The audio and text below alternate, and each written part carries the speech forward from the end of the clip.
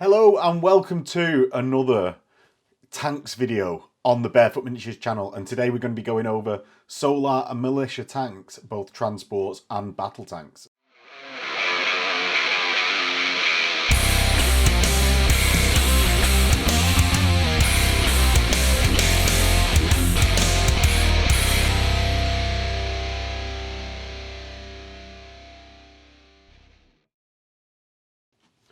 This video is sponsored by Older Gods, a terrifying cosmic horror now available on Amazon, Tubi and Apple TV.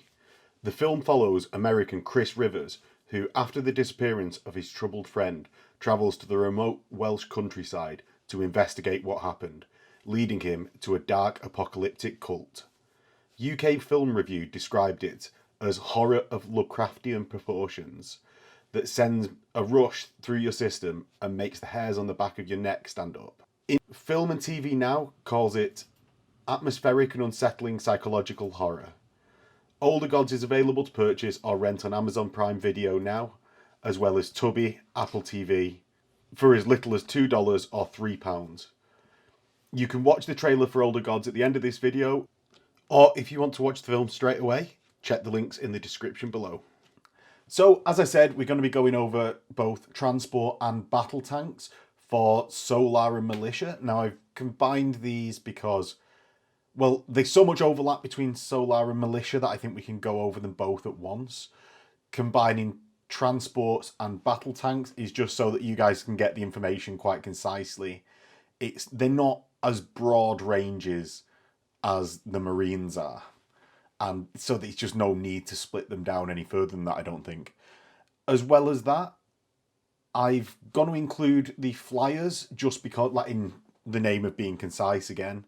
And yet not going to include the super heavies because it feels like every time I do super heavies and it's in order of, like, sort of selections in the book, I have to end the video off quite negatively. And actually, some of the things that are in heavy support, I'm hoping that, like, can end on quite a positive note for one of the videos, and I just don't think Lords of War are up to that at the moment. So we're going to start with the Dracosan Armoured Transport for 175 points, and that's in the solar list.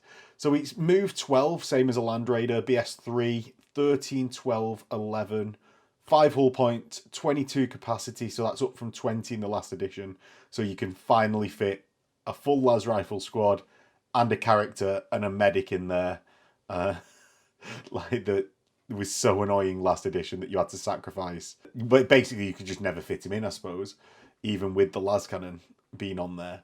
You can take a flare shield for 25 points, making it 200 total, and you can upgrade to a demolisher cannon is the most interesting sub-bit of the options for this. Now, you start off with the las cannon. Would you upgrade it to the demolisher cannon? And I think this is one of the contentious issues in the list of 2.0. Demolisher cannons just aren't brilliant anymore. They're a small blast and rely on the rending 6 up. Now, yes, if you can nail a bunch of things with that demolisher cannon, it can put out enough enough brutal saves that you very well might kill some things. But at 50 points, bringing the entire tank, assuming you're taking a flare shield, which I would, it brings it to 250 points, which then you have to start comparing to Land Raiders, like you getting towards like cheap Spartan range, like at 300 base points, I think it is for the Spartan. It's just a bit of a letdown, especially with that reducing transport capacity to 10 rather than to say 12, so you could have like a Velataris squad with an additional character. I'm not the biggest fan of the I like the Dracosan.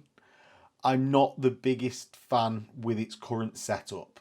If it had something like assault transport, so you could pile a big squad of Velataris out of it with their storm axes, then yeah, that'd be brilliant. But for near double the price of a squad for its transport and only having that one las cannon or a Demolisher Cannon, which is allowing armor saves on most things.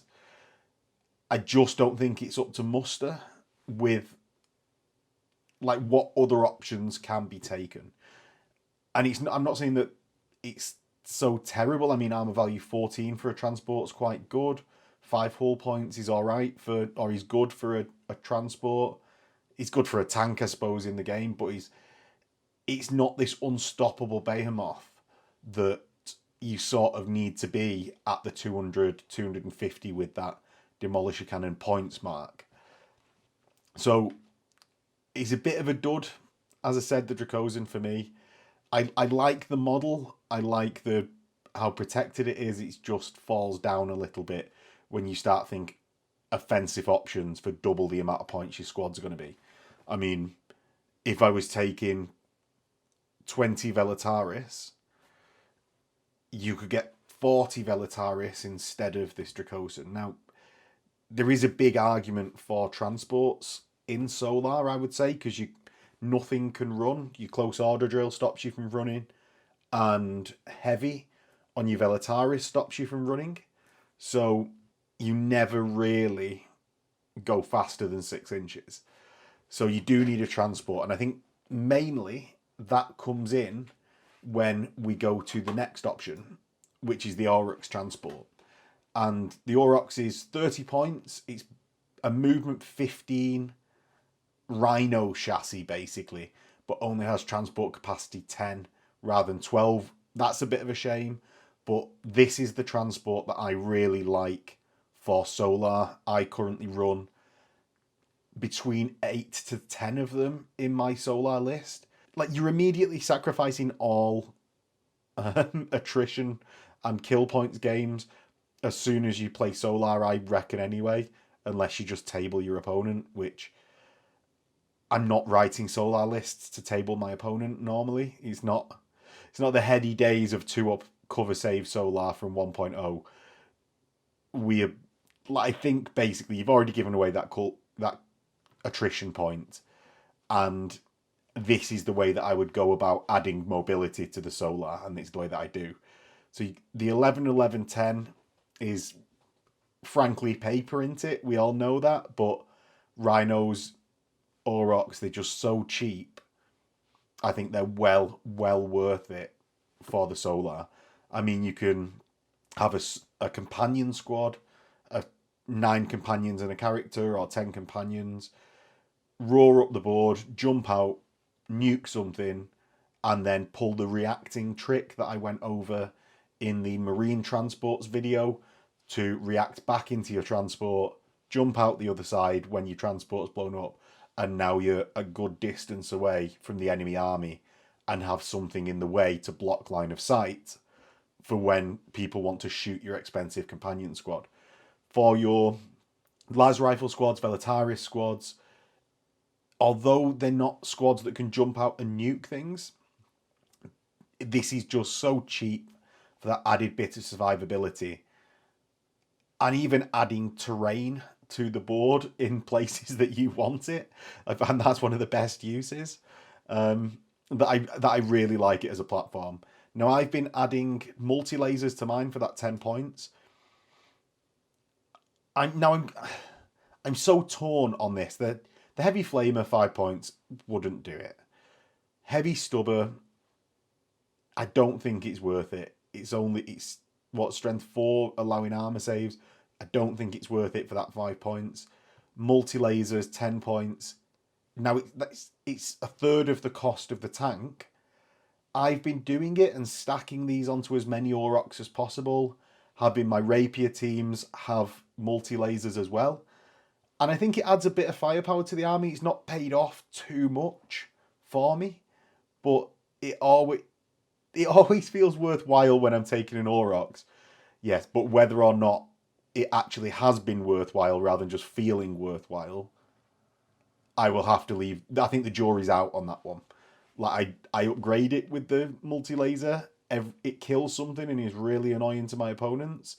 But whether or not you're just worth ramming people with the Aurochs rather than shooting its multi-laser, you're probably better off ramming. So this is where we've diverged from the other video, in which we're going to go over the Arvus Transport, or the Arvus Lighter. Obviously, it's just been re-released by Forge World, or being re-released by Forge World. It's 75 points for an 11-11-10, 2 hull point, transport capacity 12, flyer. And I think the most important part of this is that it comes with Deep Strike, in that it will allow you to put the Arvus down.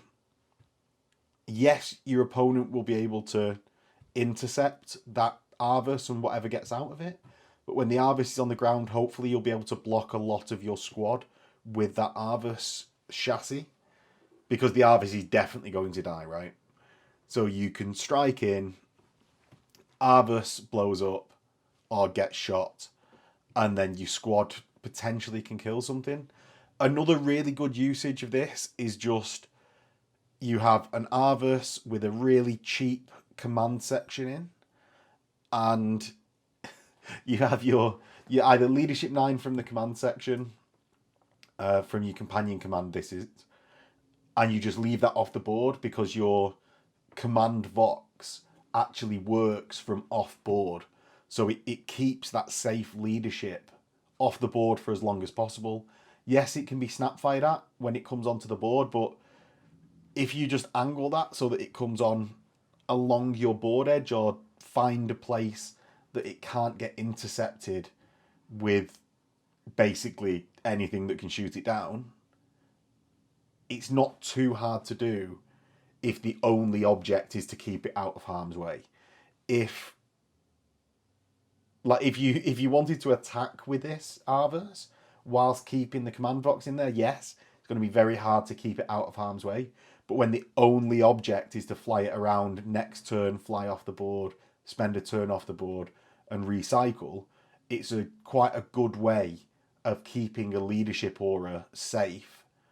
And it only takes either a command squad with this as the fast, or your Tercio command section with your Lord Marshal in it to be placed off the board. Now, I wouldn't do it as much with my Lord Marshal because they are actually quite good characters, and I sort of want them on the board shooting at things with Inferno pistols, or punching things with their fists, or thunder hammers, things like that. But it's definitely worthwhile thinking about this. Or even, I suppose you can do it just from reserve anyway, but I find the Arvus Transport is a nice little hiding thing to be able to just pull that off with, because it can leave the board again. So next we're going to go into the Militia Arvus. So I've included the Militia Arvus at this point just because it's going to be very similar to the Arvus from Solar. It's 40 points, so it's about half the points cost of that Solar one. Solar being 75, this being 40. It gains third line, and this is the first time we've seen third line, right? So what third line does means that any glancing hit is counted as a penetrating hit against this model, as well as it's never counted for victory points. That's both towards attrition or basic kill points when it's destroyed. Now, I immediately had the reaction of, oh my god, it's so terrible for the Militia. It's, like this is going to ruin all tanks in the list. And what I will say is that was a big overreaction to what actually seems to have been playing out in my games. It's not too bad as I found it. Yes, it's a bit annoying that slightly more things penetrate you, but the amount of points reduction you get for that is really high in the Militia list. 30 points, 35 points here. And it's not that big of a difference. Here, it makes 1 point of difference in a dice roll. Marines still can't snap it down from the front with bolters.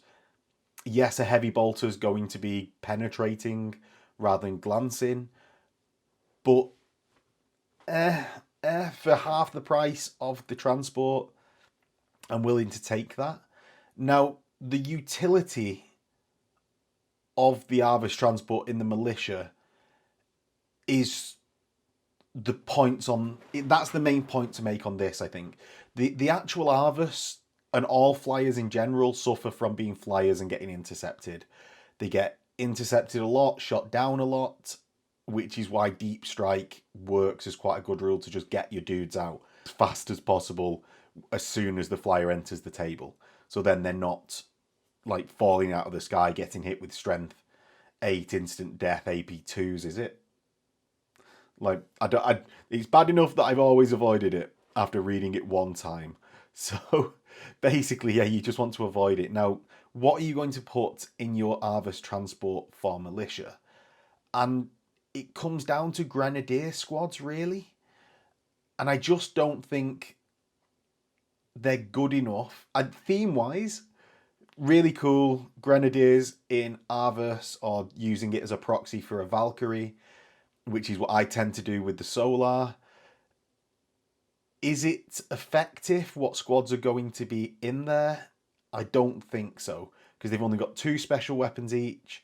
It's a fast attack choice to take one of these, or even when you take it as a dedicated transport. I double checked as I was saying it, you can't take it as a dedicated transport. So for the fast attack slot, you can be getting Sentinels, which, yes, aren't the best in the world, but I think they're a better option than transporting a Grenadier squad or command squad in here, just because of the likelihood of getting shot down, and also how hard you hit when you jump out of it, especially with it not being an assault transport. So onto the Lightning. The Primaris Lightning, sorry, is 150 points, movement 16, BS3. It's 11, 11, 10. God, why can I not read? There we go, I've made it a bit bigger. 11, 11, 10, 3 hull points. It has 2 centerline mounted las cannons, Deep Strike, Sun Fury heavy missiles as an option, Kraken penetrators as an option, and Ramjet refraction grid.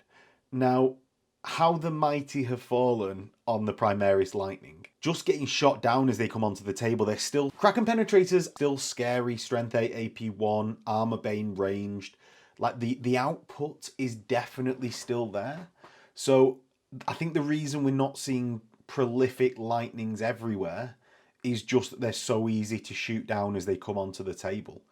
Now, the refraction grid at 30 points is quite good if someone uses the aerial interceptor reaction, but I never found it too useful for the sides and rear to be extra protected, because most of the time I'll just point it in a direction where my front is towards the enemy. As well, this is likely going to get shot down as fast as it comes in.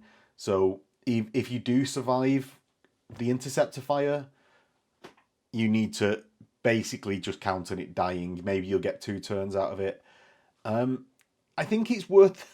I think it's maybe worth the points if you're playing against tank heavy things. The armor bane ranged is really good. AP1 is really good. But I think just the points going up so much, like you're looking at 105, 200, 255 points for a Lightning now. And I think it's slightly overshadowed by the Thunderbolt, because the Thunderbolt is very good now. And I say very good, suffering from all of the aforementioned problems with flyers of them just getting intercepted as they come in. Now, for 120 points, for movement 22, BS3, I bet I got the movement on the Lightning wrong. I said 16, didn't I? No, it's 26. So movement 22 on the Thunderbolt, 12, 11, 10 with 3 hull points.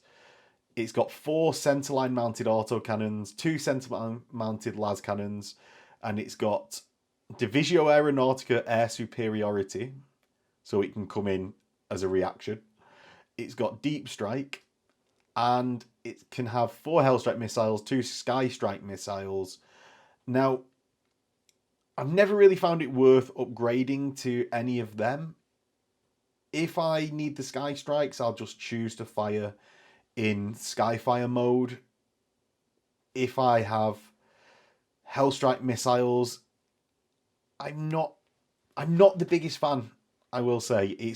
I just like to keep these cheap. Like 4 centerline mounted autocannons and 2 las cannons always seems to do good enough for me. Yes, they die quite a lot, but just at 120 points, you can always have 2, 3, and just rely on weight of numbers for these to come in. You can have 2 for the price of a lightning, and I think that's definitely the way to go. It's the way that I've gone with. I've got 2 Thunderbolts that just actually quite a lot of the time do some work, but you've just got to be careful about where you place them because they will be intercepted, because it's essentially a free shooting phase for your opponent's heavy support squad now. So yeah, just be careful of the intercepts for anything that's got an augury scanner in your opponent's list. And I think they do quite good work so long as you can take out those things early before these come in. Now, for the Militia Thunderbolt, I think at 120 points being the same price as a Solar Thunderbolt, this is where the addition of third line slightly makes it a bit worse. Yes, it's offset if you are playing kill point missions, though I personally don't like playing that many kill point missions. Like the new Siege of Cathonia missions are all objective-based missions. I think kill point missions are sort of being phased out, maybe. By the sounds of it, especially like Warhammer World events are all missions which are objective-based. So you're not getting that much help from the third line's positives. You're getting no points reductions and just the negatives in that your stat line and points are the same. That being said, how they actually fit into the list, I think the amount of firepower they put out compared to the rest of stuff in militia lists are really good. Having the 4 Kraken rockets, I don't really care about. The frag rockets, I don't really care about. I know they're downgrades from the Sun Furies and Sky Strikes that are on the Solar Thunderbolt, but I still think that 120 points for 4 centerline mounted autocannons and 2 centerline mounted las cannons makes it do some real work. That deep strike that's included on there gets and I suppose this is on this Solar one as well, can get it into some excellent positions. You already got the possibility of being intercepted, so it's not like that's an extra scary thing, but you can get into the rear arcs of vehicles, around flare shields, and therefore really do some work with those weapons that it just comes stock with. So next, on to the Solar Armoured Tercio. You can get 0 to 1 Armoured Command Sections, which is essentially a single Leman Russ, and 1 to 3 Solar Auxilia Leman Russ Strike Squadrons or Assault Squadrons. The Command Section is a single Russ, and all Russes will have this stat line, which is 14, 13, 10 with 4 hull points, which is solid. I mean, it's 14 at the front, same as a Raider, 13 at the sides, 2 better than Predators, 10 at the rear, yes, but be careful with them, not getting into the rear. It's 200 points, which I think is very steep for a Leman Russ, especially one which can't upgrade away from the Battle Cannon. Now, the Battle Cannon is fairly terrible now. It's Strength 8, which is good, right? But it's Rending 6+ and Small Blast. Now, if that was up to Large Blast, I can see a bit more of an argument for taking it. But at Small Blast, it's not very good at all, is my opinion. You can upgrade the Heavy Bolter on the front to, say, a las cannon or multi-laser. I'd be tempted by the multi-laser since most opponents you're going up against are Marines at 3-up save, so either one allows armor saves. Also by the autocannon because, well, it's basically, do you want 3 shots at Strength 6 wounded on 2s or 2 shots, Strength 7 wounded on 2s, but with the 6-up rending capability, which is then just a toss-up into of what you prefer the maths of on a ballistic skill. Yeah, ballistic skill 4, but on a ballistic skill 4 tank. Now, the main utility of this tank is that it can join other squadrons. It then provides, essentially, additional ablative wounds for that squadron, or additional ablative hull points for that squadron, and can be upgraded with a flare shield to do this more effectively. You then become 225 points, which is very steep for something which doesn't have much output. And a Cognoscignum can be added for 20 points, leaning into the fact that you're not really you're not really having much output with that battle cannon. It will ignore shrouded saves for the squadron, so someone can't evade with anything when you fire just plucking something out Vanquisher cannons at people. But whether or not it's worth 245 points for an ablative wounds addition to the squad that just slightly boosts you, I don't know. So then moving on to the actual strike squadron is 150 points for a Leman Russ battle tank. You've got the standard stat line, as I said, it's solid. It's in terms of being worth that 150 points, I think it is, for the 14 at the front and 4 hull points. Solar strike squadrons come with battle cannons and have outflank as special rules, just as standard.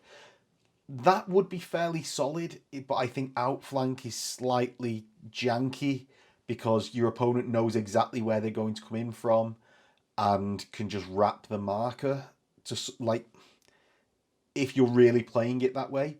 If you're not, it's definitely a good addition if you know your opponent won't wrap markers and things like that. It's a good bonus for the squad, but I wouldn't rely on it too heavily, especially with then Interceptor happening when they actually do come in. Now, additional Leman Russes 135 points each, and it's really into the turret mounted upgrade options that I think the Leman Russ here starts coming into its own. Now, you can upgrade to 2 turret mounted Gravis las cannons, which actually got FAQ down to a turret mounted Gravis las cannon for free. That would have been the standout option until that got nerfed. Gravis autocannons for free.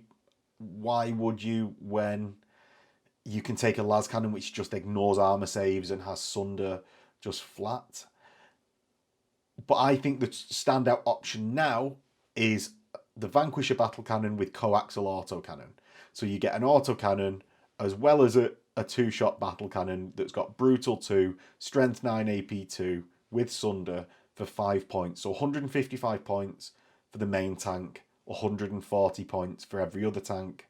And then you can upgrade with a las cannon on the hull for another 10 points and put out a total of 3 shots a tank at Strength 9 AP2, 2 of which have Brutal.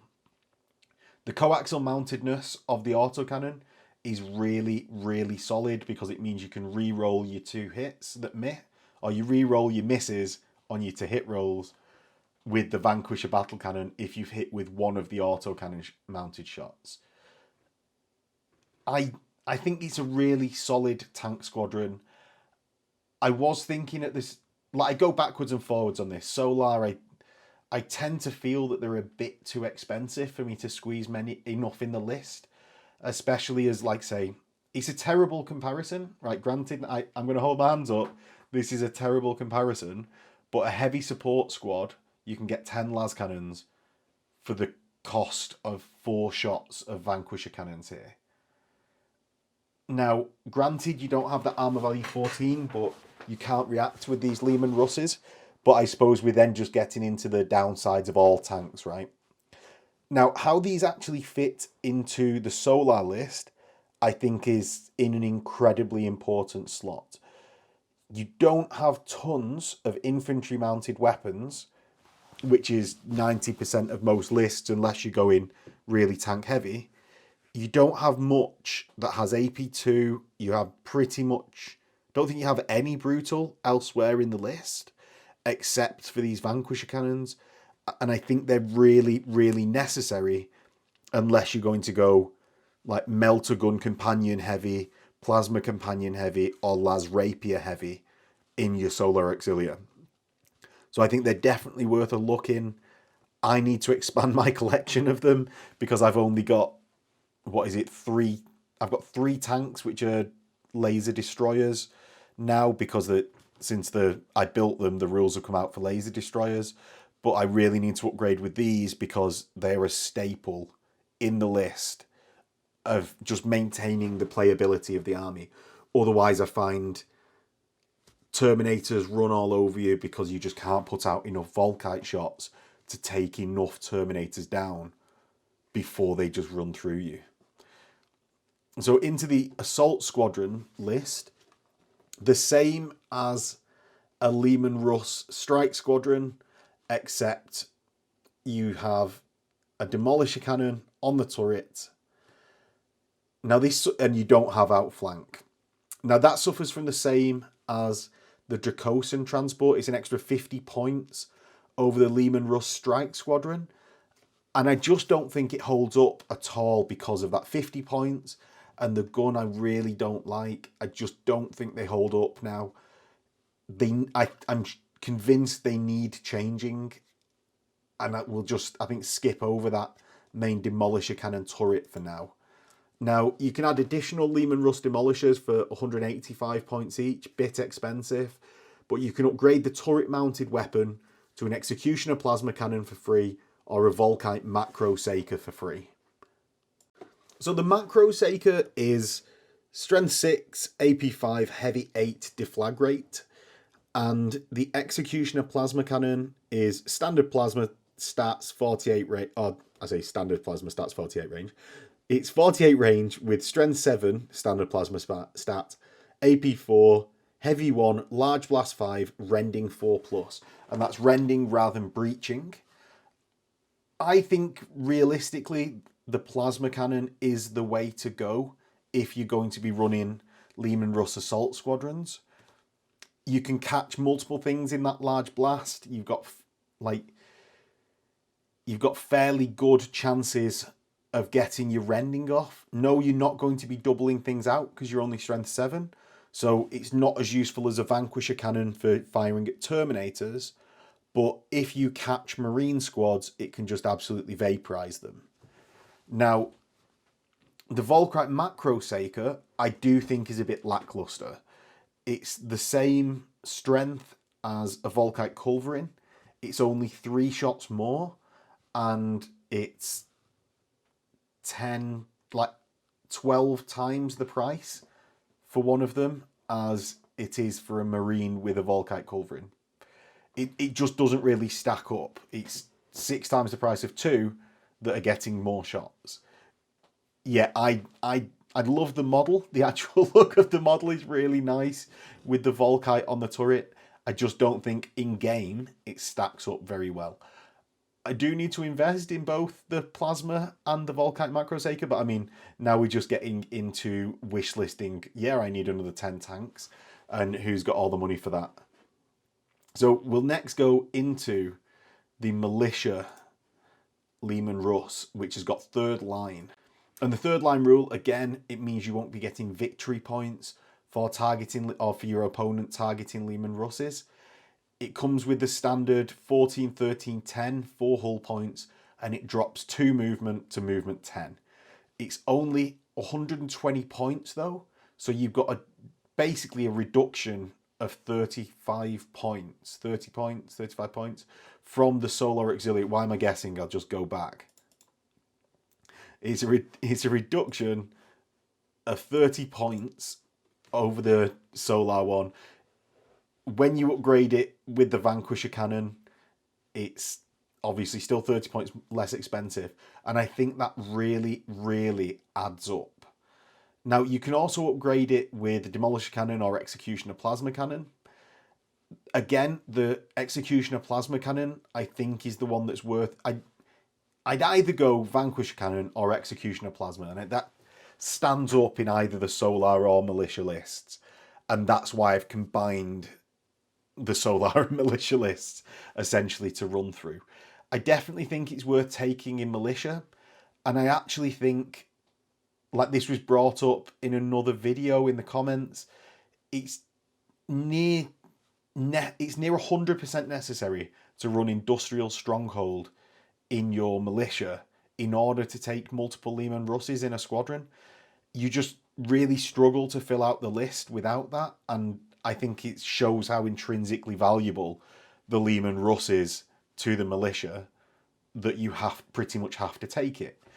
Now, the third line, again, yes, like it allows missile launchers to penetrate your Leman Russ on 6s, but the difference, I'd say, versus the cost reduction definitely makes it worth it. A lot more am okay with just expanding my amount of Leman Russes in my militia army, whereas it's always like, oh, do I put more into my solar, or do I do rapier teams or some other option, try out some other options?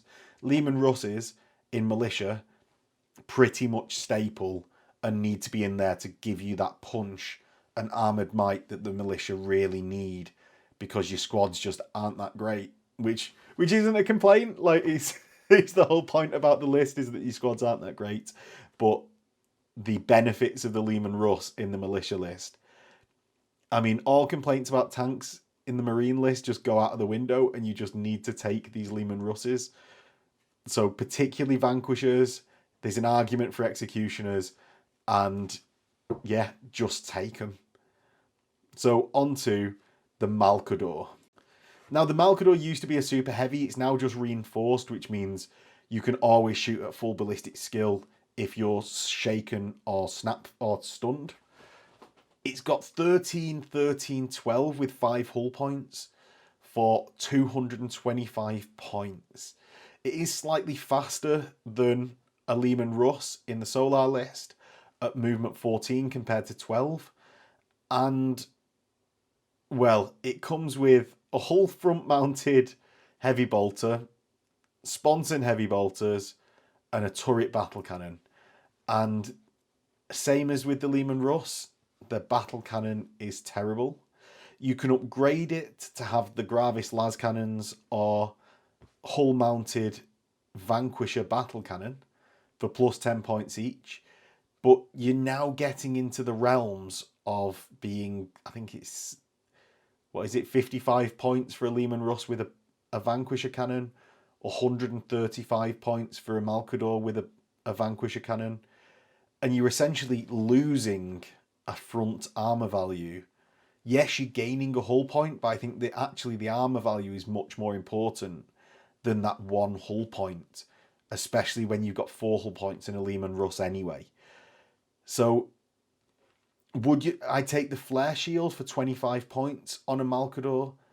Yes, if I wanted to take a Malcador, but I think at point of taking Malcadors, you aren't optimizing your list. I'm not saying that optimizing your list is the be all and end all of Heresy, but I mean, run these as a secondary to Leman Russes. Leman Russes is always the choice because they're just so many more points. They're not super heavies anymore, and it's 250 points to take with the flare shield, 260 with the Vanquisher, and at that point you're just a Leman Russ with 1 more hull point and 100 points more expensive, and that's about it. So the next tank will be the Militia Malcador.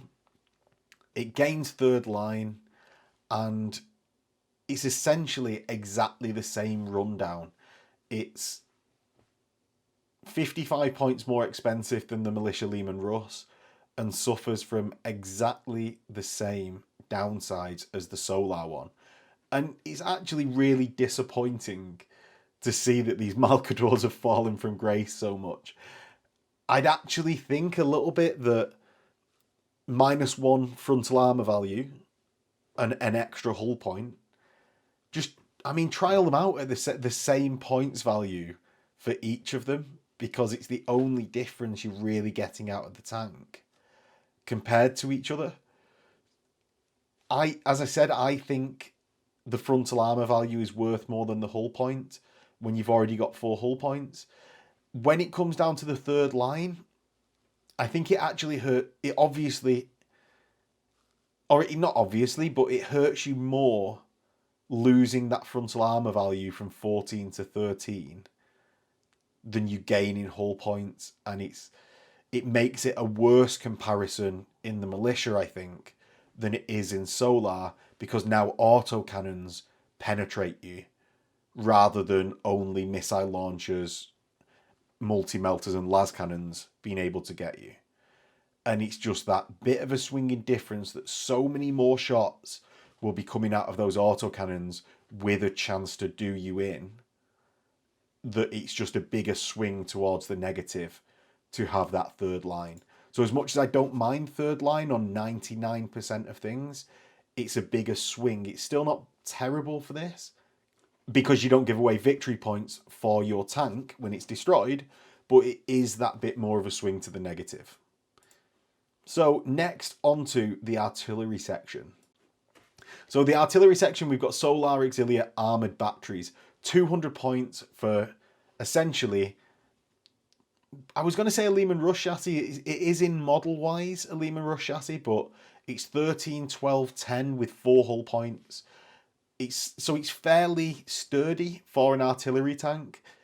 However, the centerline mounted Earthshaker cannon or centerline mounted Medusa being traded for free for it, I just don't think hold up anymore. It's the same as in the Marine list, that because they've lost that breaching, or because they've lost the AP2, I suppose, but because they've not got the breaching 4 up that a Scorpius has, it just doesn't quite work in the list. And now being 200 points is just so astronomically high when you can take... Well, I mean, it's the same price as a Leman Russ Executioner with 14 on the front that rends on 4s with its large blast, rather than just, I don't know, forces armor saves on some Marines. So it just doesn't hold up, I'm afraid.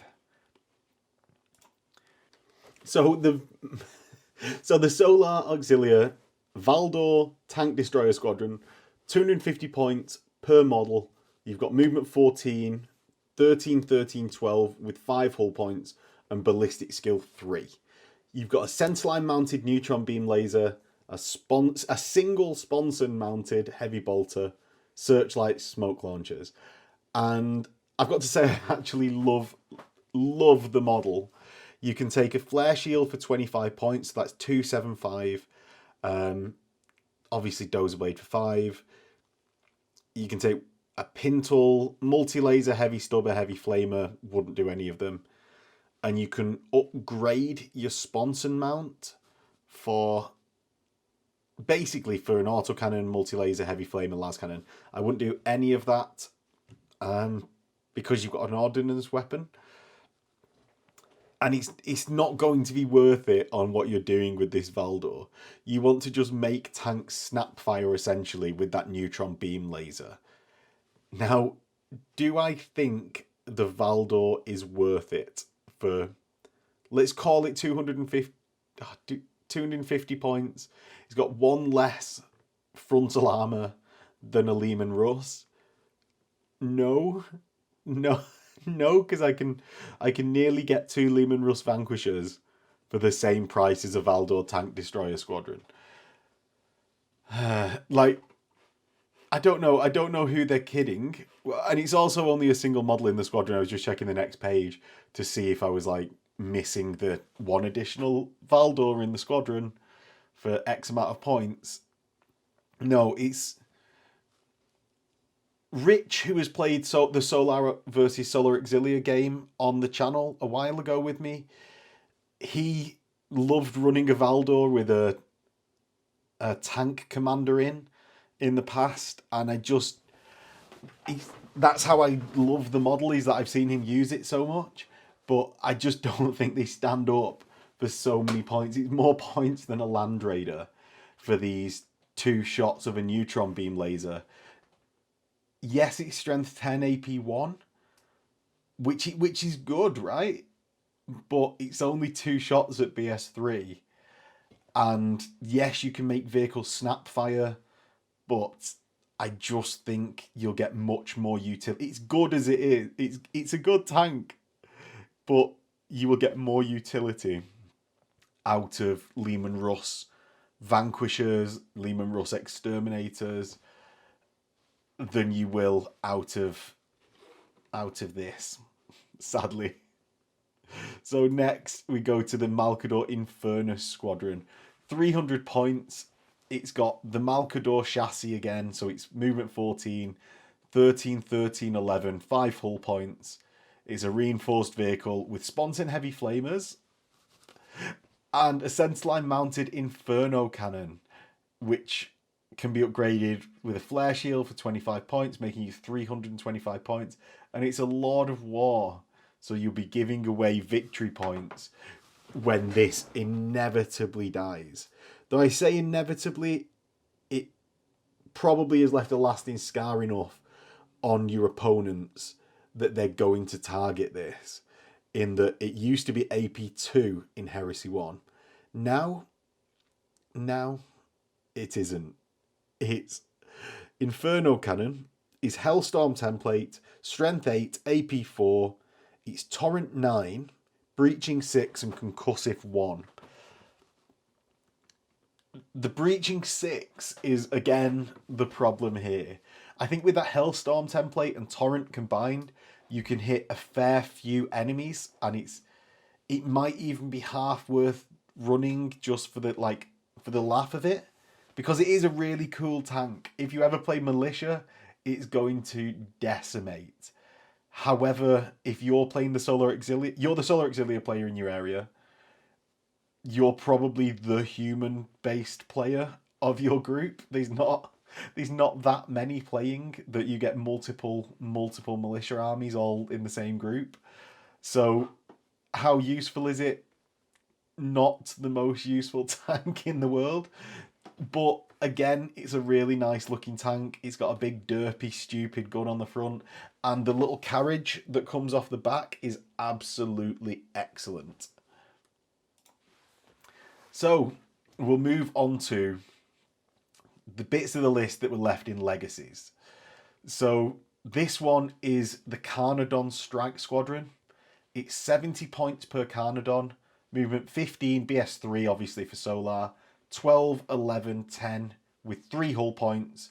It comes with a turret-mounted twin-linked multi-laser, sponson heavy flamers that can be changed for Volkite calivers for free, and smoke launchers. It's only 65 points to add more to the squadron, and you can upgrade the turret to las cannons for 20 points and sponsons to las cannons for 20 points. What would I do here? Now, I actually quite like the Carnodon, right? I quite like it. It's cheap. It's a happy-go-lucky tank. It's a shame that it doesn't have a Gravis las cannon on the turret, because that for 20 points, you're now at 90 points for only a single twin-link las cannon. It's 110 for 3 las cannons, so it's like nearing the Predator, but it's got 1 less frontal value. So it's worse. It's objectively worse than the Predator, right? Because it's got that less frontal armor for those shots from the front. Now, would I take it? Do I think it fills a niche in the Solar list? Yes, I do, because although this is slightly overcosted, and I think you're going to have a hard time versus... I think Solar and Militia are pretty much always, unless you're really, really optimizing your list, I think you are going to have a harder time against even generic Marine lists.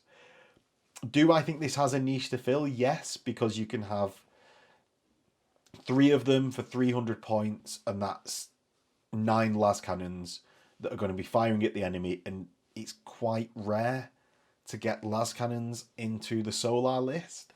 So I definitely think they've got their place. I like them as a tank. It's a kind of a shame they went Legacies, because they're not too old and it's a cool little looking model. But it is where it is, I suppose. And yeah, it's good. I'm torn. Everything that isn't a Leman Russ Vanquisher is worse than a Leman Russ Vanquisher. But as an alternate battle tank choice, this is a fun little option that's worthwhile taking. Now, Termites for 80 points. They're in infantry transport, subterranean assault, and have transport capacity 12, which means you can leave your Vexillas, or not your Vexillas, your command Vox off the board in safety to come in by Termite Assault. And the way that Subterranean Assault works is that the Termite comes onto the table, your passengers can't get out, the Termite can then move, and your passengers can disembark in the movement phase.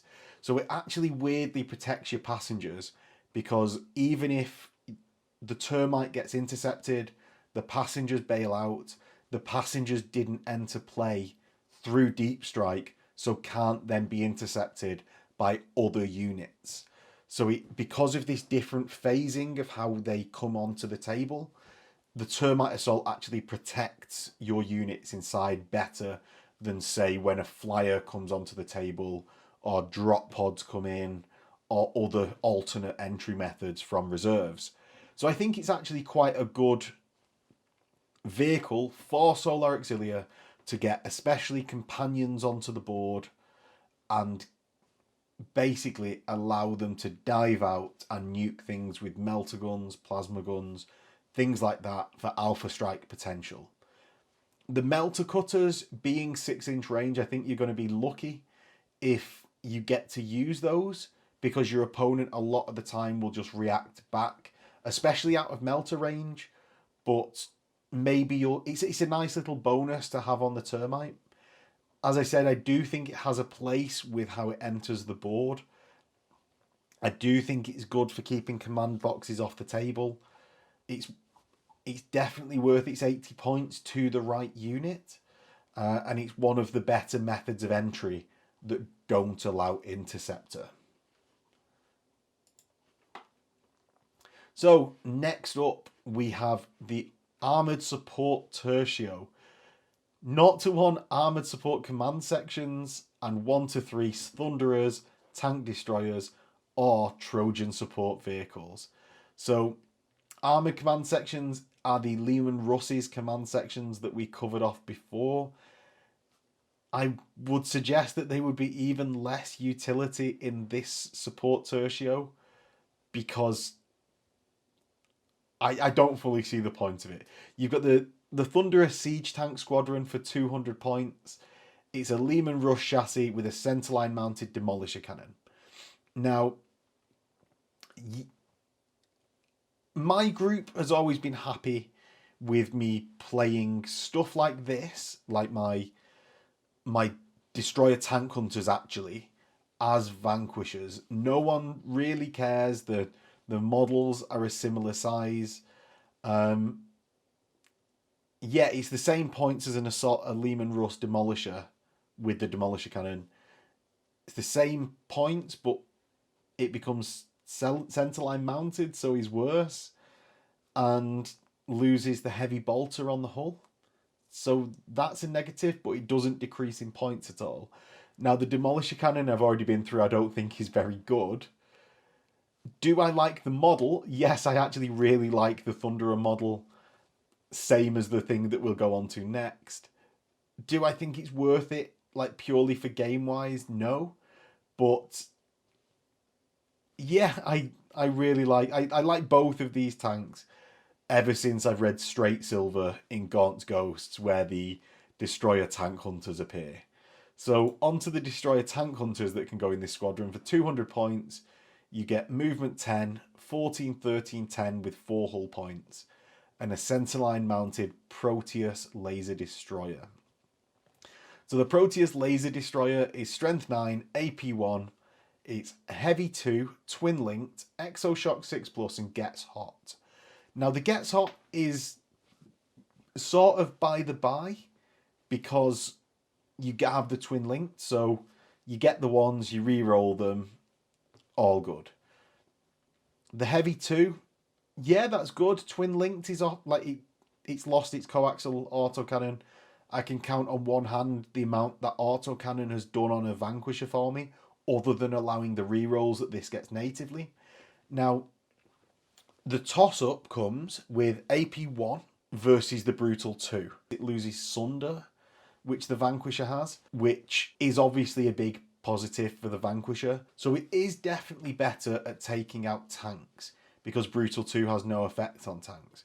However, against the things that are absolutely prolific in Heresy that you really need the help against in a Solar list, that's like Terminators and basically 2-up save dudes, that this is slightly worse against. I don't think this is absolutely terrible. I don't think it's as shocking as the Demolisher is. I think it has its place in being better at destroying tanks. So this is the one that I would recommend taking out of the Legacies units. But it's not an incredible choice over the Vanquisher. It's just a slightly different choice than the Vanquisher. So as I say, it has its place. But like, if tanks come back around, like to a big extent, which I really hope they do, because I've got a lot of them, this will take off exponentially. And I mean, the AP1 to get explodes results is really good. So I do think it needs a points decrease, because it's 45 points over the Vanquisher. Again, it's still a toss-up. I think it comes out on the Vanquisher's way, but as we said through again and again, through these through these tanks, the Vanquisher will a lot of the time come out on top. Next, we have the Trojan Support Vehicle for 100 points. It allows field repairs 5-up, 13, 12, 10, 4 hull points. Yeah, as I said, the field repair 5-up is the main thing about this. It allows a tank to restore a lost hull point, repair a weapon destroyed, repair an immobilized result, and it's not something that you're going to be taking as a game choice. It's definitely a narrative choice thing. If you want to play scenarios where you have to recover vehicles, repair Titan heads, drag things about the board with its lifting arm, all of those things, it's good that we've got rules for them. Like, there's going to be absolutely no complaint from me that we got rules for the Trojan Support Vehicle. It's not made competitive, but then I never thought that the Trojan was ever going to be, because any amount of points for something that its only job is repairing stuff, like beyond 5 points, right? But it's not worth 100 points. But was it ever going to be worth 100 points? I don't think so. So not really a negative, but more like this is a narrative thing that I like the inclusion of in the Solar list. We've got the Minotaur battery, which is 280 points. So it's only 80 points more than a standard artillery tank. It's still a heavy support choice and can be taken in squadrons of 2. It's got a twin-linked Earthshaker cannon, which is centerline mounted on the rear, which is fine because it's got 13 armor on the rear as well. So it's no better or worse rear armor-wise, front armor-wise, than the artillery squadron in the Solar list is. How useful a twin-linked Earthshaker cannon is over a normal Earthshaker cannon, I don't think it's worth the additional 80 points. But the Minotaur is such a cool looking model, I wouldn't tell people to not get this model if they liked it. It's one of those absolutely fabulous choices model-wise. And I think it's an absolute highlight of some of the things that Forge World has ever done. Like the Atlas, the Trojan, Destroyer Tank Hunters, Minotaurs. I really like Stormblades. It's one of those sort of like pinnacle models that Forge World have done for the guard range over time. So I'm not going to sit here slagging it off. Next, we move into the more militia-only vehicles, because we've exhausted all the Solar vehicles after going over the legacies. So we get the Militia Cargo 8 Hauler Squadron. It's 50 points, movement 10, BS 3, who cares, front 12, side 11, rear 10, 3 hull points, 22 capacity. It's got third line and is obviously a transport for those transport capacity 22. It's a fast attack slot which can include up to 2 additional cargo 8 haulers for 40 points a model. One of the things of this is that you can upgrade for 10 points for an armoured container that makes you side 12 as well. Or side 12, rear 11. It does drop your transport capacity to 12. I wouldn't recommend being bothered to do this at all. The movement 10 it's only an inch more than if you move and run your dudes. So it's not that brilliant of an option, right?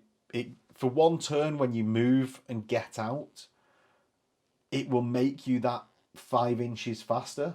But not being an assault transport, it's not going to be worthwhile for Ogryns, things like that. It's more, it gets dudes about the table. The big thing about the Cargo 8 that I think it is worth it on is the fact that it's 50 points for a massive piece of terrain that you can use to block line of sight. It's just mobile line of sight blocking terrain that you can charge forwards with nothing in and maybe have explode over your enemy, maybe just get wrecked and provide danger or difficult terrain for your opponents going through it and just blocking off those things that will normally tear through your militia infantry squads. So I think they have a place in the list. I've just started running some trucks that I've printed for my Valhallans. And I think they've definitely got a place in the list. I'm just going to have to refine how I use them. And I've definitely not found them to be that much of a speed advantage over just using the ability to run. Because, I mean, all you're losing is some lasgun shots, right? So it's not that vital that you don't run. Next, we get the Gorgon Heavy Transporter. 250 points. And it's 15, 14, 10 with movement 8, 8 hull points, and transport capacity 40. It's got twin hull mounted Gorgon mortar batteries, which I believe are strength 5, AP 5. It's got pintle heavy stubbers, which can be upgraded to multi-lasers, autocannons, or las cannons. And it can upgrade the Gorgon mortars to basically sponsor mounts of anything. It can have two pairs of sponsor mounted las cannons, 2 pairs of sponsor mounted autocannons. Is it worth it? It becomes massively expensive if you start upgrading this. Yes, the front armor is very, very good. But what are you finding to put in the Gorgon that is worth near 300 points if you upgrade the sponsons? Even if you just upgrade the pintle mounted heavy stubbers, what are you finding to put in? In fact, tell me in the comments, please, if you found anything useful to put in the Gorgon, because it's a super heavy, which doesn't provide additional protection to stuff inside when it blows up. It will likely kill your Ogryns if you put them in it when it blows up. It's just a lot of points in an army where the squads that will go inside are so many points. Yeah, if you found anything that's really, really useful to have inside the Gorgon, other than just love of it being one of the greatest models Forge World has ever produced, if you doubt my sincerity in me loving the Gorgon model, see my Solar Auxilia army where all of my Aurox, or a lot of my Aurox are mini Gorgon transports to perform beachhead assaults with. But I don't find him a militia list. The Gorgon is super useful due to its expense and the lack of value of what's inside. If it was, do you know what? I'd even say it could be 100 points for what it is. It could be 100 points, ability to transport multiple squads, and it would be about worth it, because you could just keep them so safe inside there all game. But for 250 points, I would say it's about 150 points too expensive. Hands up, I've not yet got one, but I need to acquire one when I expand my militia again. beyond the Ogrins that I'm about to put on the channel. So finally, on the militia side, we've got the survivors of the Dark Age Provenance transports that are allowed to be opened up to the militia faction. And these, I think, are actually some of the more successful militia options. And I'm hesitant to say militia options because they're actually Legion options. So we have the Legion Rhino Transport for 35 points. It's movement 14, BS 3 in this militia list. Front 11, side 11, rear 10, 3 hull points, and 12 capacity. So I don't think you'd be too far off using an Aurox as the Rhino in this instance, since militia used to be able to take Aurox. I mean, they might as well have Aurox in their list, right? I don't think anyone's going to argue with it because the Aurox has pretty much the same stat line as this has here. Now, I think this is one of the better options for militia. It keeps it cheap. It means your grenadier squads aren't massively overpointed by getting in a Gorgon or something like that. The movement value is 14, which is very good. And you've got the transport capacity 12, so you can have your grenadier squad or command squad that also has attached characters and Medicae that are in the transport as well. So yeah, it's a good cheap option, much faster than the Cargo 8, doesn't take up a fast slot. I love the Rhino Transport in a Marine list, and I can't honestly say enough good things about it in any list that it's an option. And that same as the Aurox in the Solar Auxilia list. With how cheap it is definitely worth it in my opinion.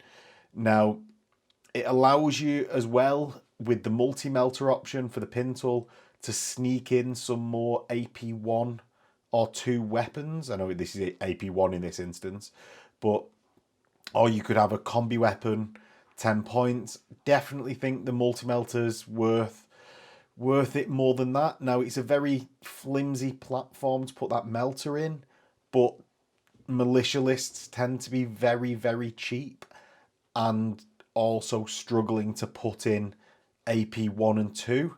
So I actually do think it's worth it in this case.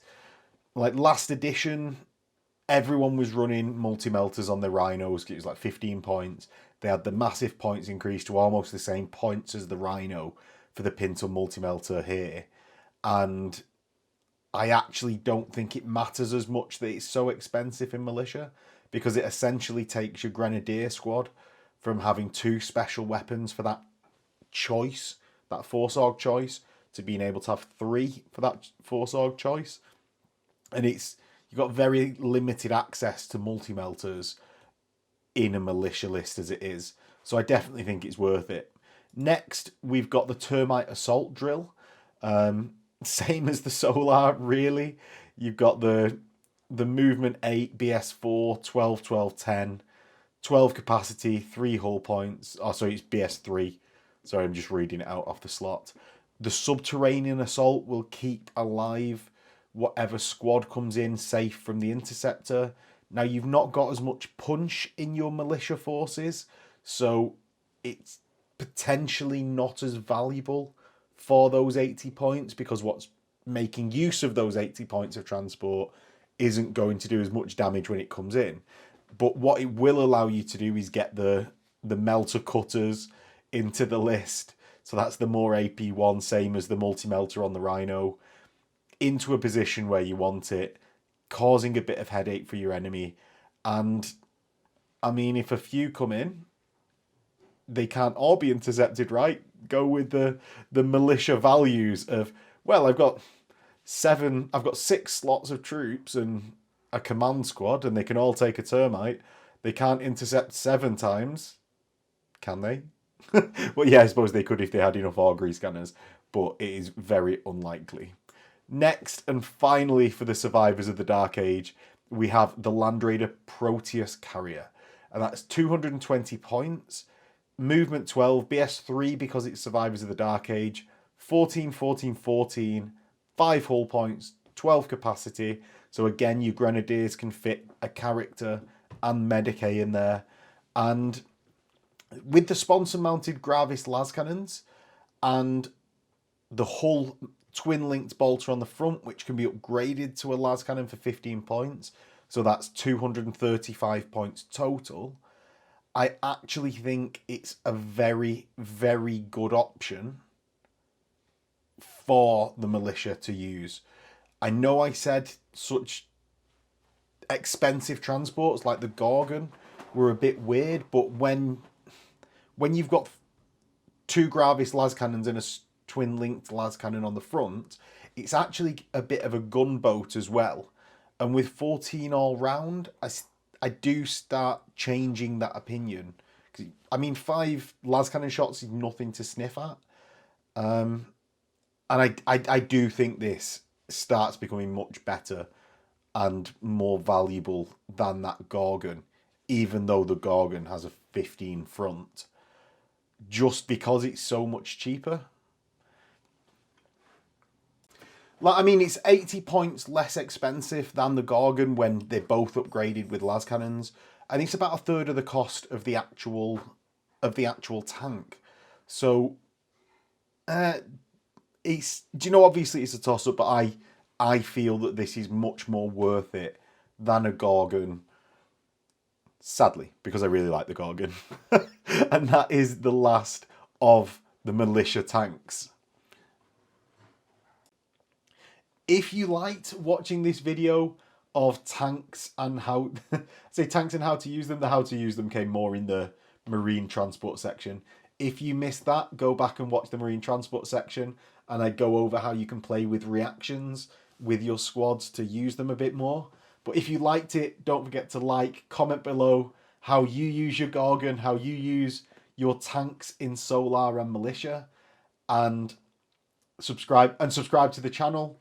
All of that would let me know you want more videos like this, so I will produce them. And there is a Patreon link below where you can get yourself ad-free videos, a bouncy tray, access to the Discord, dice, and all of the discount codes that are currently on the Discord. And we'll catch you next time in a bit.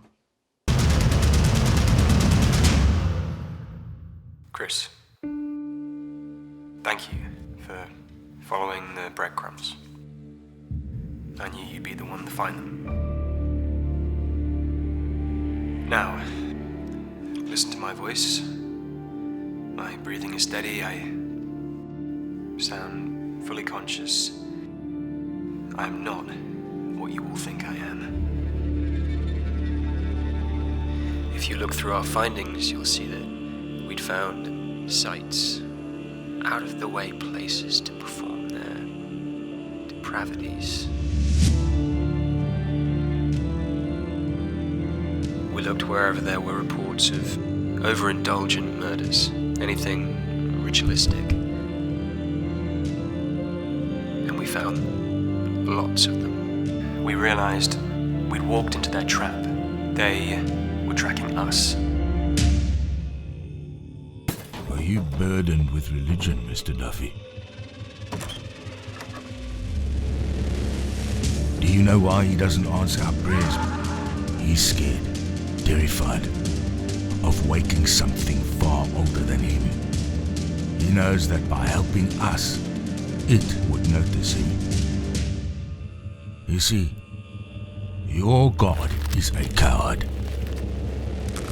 It answers me when I call. It listens. It tells me when it wakes, I will be rewarded for my devotion. And when it makes this world drown,